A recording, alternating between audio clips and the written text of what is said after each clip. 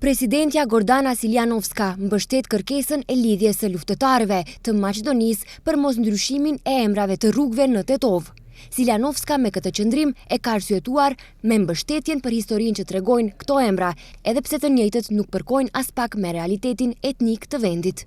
Me pasardhësit e luftëtarëve të LNÇ su pajtuam se nuk guxojmë të harrojmë historinë dhe duke i nderuar personalitetet që kanë qenë pjesë e luftës antifashiste, tregojmë se mbetemi siç kemi qenë në anën e progresit.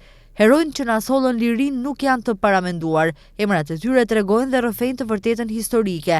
Andaj lidhja e luftëtarëve duhet të jetë e vendosur në mos ndryshimin e emrave të rrugëve për një pjesë të rrugëve në Tetov, që mbajnë emrat e veprimtarëve kombëtar në të kaluarën antifashiste. Të gjithë kemi përgjegjësi ndaj historisë dhe e njëjta duhet ju lihet fëmijëve tanë, tha presidentja Siljanovska. I menjëhershëm ishte reagimi i kreut të komunës së Tetovës, Bilal Kasami. Ai në përgjigjen e tij drejtuar presidentes ka përmendur se ky projekt ka tejet rëndësi për Tetovën dhe vetë banorët. Kasami kërkon Siljanovskës që para se të jep deklarata të këtilla, fillimisht ta bisedoj këtë projekt me drejtuesit e komunës së Tetovës. Për skaj shumë projekteve të realizuara në Tetov për interes të qytetarëve dhe për të përmirësuar jetën e tyre këtyre ditëve është edhe procesi i ndryshimit të emrave të rrugëve, shesheve, bulevardeve dhe urave.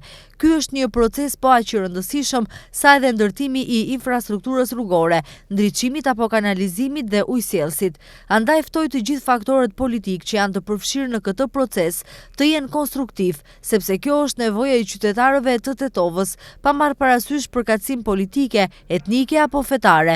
Ftoi presidenten që para se të jap deklarata që nuk kontribuojnë për përmbylljen me sukses të këtij procesi, të konsultoj fillimisht pushtetin lokal të komunës së Tetovës për të marrë informata më të sakta për realizimin e këtij projekti.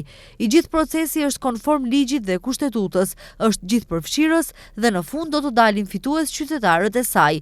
Tetovarët meritojnë të kenë adresa të sakta me emër dhe numër në banesat e tyre, ju përgjigj Kasami. Fillimi i procesit të ndryshimit të emrave në Tetov, për herë të parë pas më së shumë se 2 dekadash, has në një kohezion politik dhe pajtueshmëri gjithëpërfshirëse, ndërsa kundër këtij procesi, që në fillimin e tij janë shprehur lidhja e pasardhëve të luftëtarëve të Tetovës, ndërsa së fundmi edhe LSDM, e cila javë më parë u largua nga komisioni për ndryshim të emrave.